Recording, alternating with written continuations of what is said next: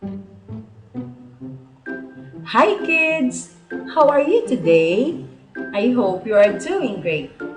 Welcome to another day of learning opportunity. I am your teacher, Ma'am Sheila B. Belda. Today, we are going to study about simple aspects of verbs for English 5, Quarter 2, Week 1.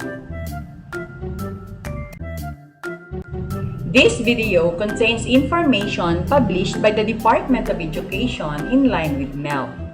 We do not assert ownership on the material being used.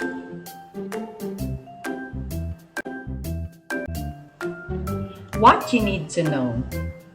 At the end of the lesson, you are expected to identify the simple aspects of verbs, compose clear and coherent sentences using appropriate grammatical structures, simple aspects of verbs, and show tactfulness when communicating with others.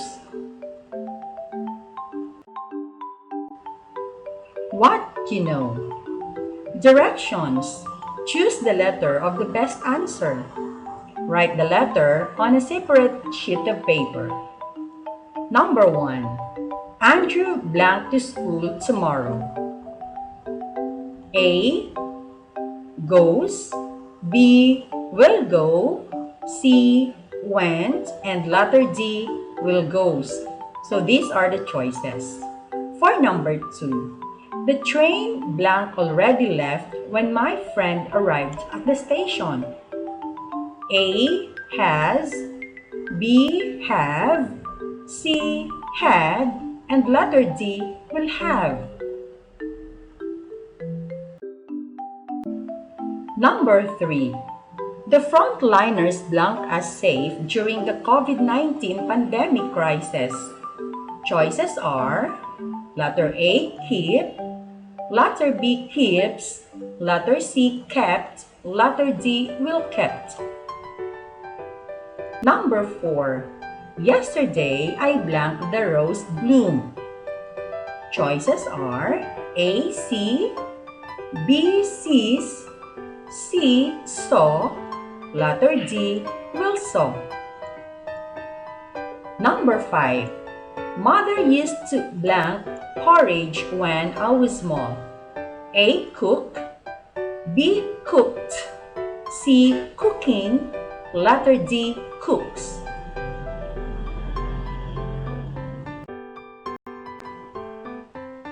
For numbers 6 to 10, write the correct form of the verb in the parentheses to complete the sentences. Write your answers on a separate sheet of paper. Number 6. A bee blank pollen grains from flower to flower. So the verb is carry. Number 7. Water blank an important role in the lives of men. You have play. Number 8. The sun blank heat and light on earth. The word inside the parenthesis is give. Number 9. Plants blank their own food with the aid of sunlight. You have manufacture. And number 10. Rice blank well in central Luzon. So the verb or the word is grow.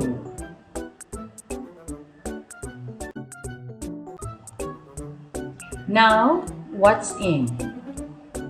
Read the sentences that you write in what is new, then identify the verbs used.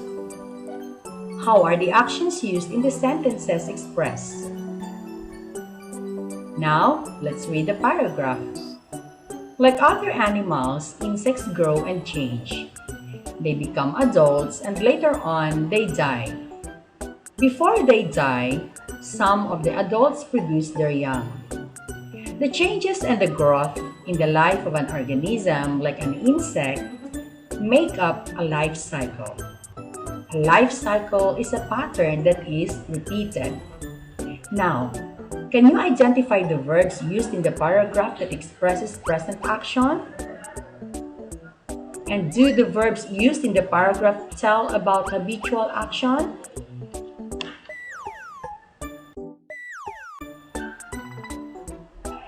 After viewing the video clip on aspects of verbs, answer the following questions. What are the three simple tenses of the verbs? When do you use the present tense of the verbs? What are the two forms of the verbs in the present tense? When do you use the past tense of the verbs? How do you write the past form of the regular and irregular verbs? When do you use the future tense of the verbs? And how do you write the future form of the verbs? Now, let's move on to Activity 1. Pick out the correct verb form that will complete each sentence. Number 1. The Philippine eagle now faces a threat to its existence. Number 2. These eagles lives in only some parts of the country. Number 3. The female eagle lays an egg every 2 years. Number 4.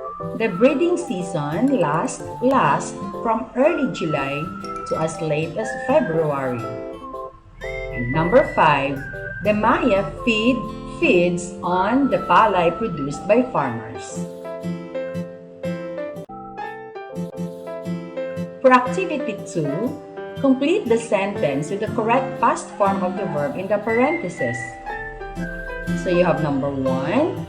From number 1 to number 5, base form or simple form of the verb are given in each number and is written inside the parentheses. So for number 1, we have swim. He used to blank very often when he was young. Number 2, we have dance. Cynthia blank in the school program gracefully. Number 3, the word is watch. Mother blank telenovelas until late night. Number 4, the word or the verb is go. So yesterday I blank up the mountain. And number 5, the verb or the word is bake. Aling Tina blank cakes and cookies in the school cafeteria.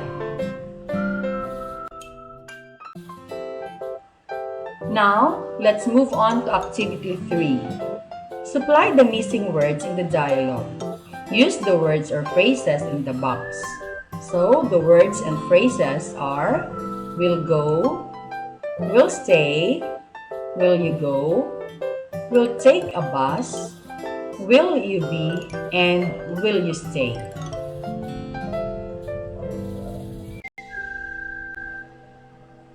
And for what's more, pick out the verb used and identify if it is in the simple present, simple past, or simple future.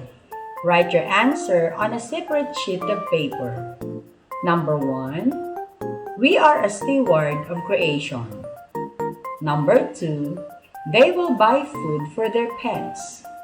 Number 3, he accidentally stepped on a spiky road or rock. Number 4, every Saturday, Lisa takes her dog for a walk. And number 5, Lisa carried her pet dog, Toby, and brought him to the clinic. For what you can do, read the sentences carefully and write the form of the verb with the correct tense on the blank. Verbs are written before each item. So number 1, a person who blanked the words of a song, blank a lyricist. Number 2, beautiful songs blank for many years. Number 3, in the last sports fest, our family blanked the championship. Number 4, we blanked this new school year great. And number 5, I blank study very well for myself and my family every day. And what else you can do? Write sentences about the things you do at the given time below. Use the correct form of the verb in your sentences. So number 1, you have the yesterday. Number 2, every morning. Number 3, tomorrow. Number 4, next year. And number 5, today.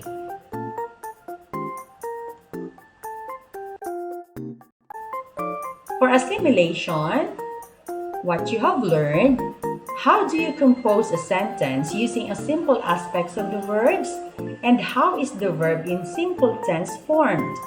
The simple past, the simple future. What I can achieve or what you can achieve. Choose the correct tense of the verb to best complete the sentences. Number 1, Jim and Susan will go to their school tomorrow. Number 2, Sam sits down and wrote in his notebook. Number 3, the energetic puppy sure was happy yesterday. Number 4, Mrs. Cruz will sing a song in the talent show next month. And number 5, they talked on the phone for 3 hours last night.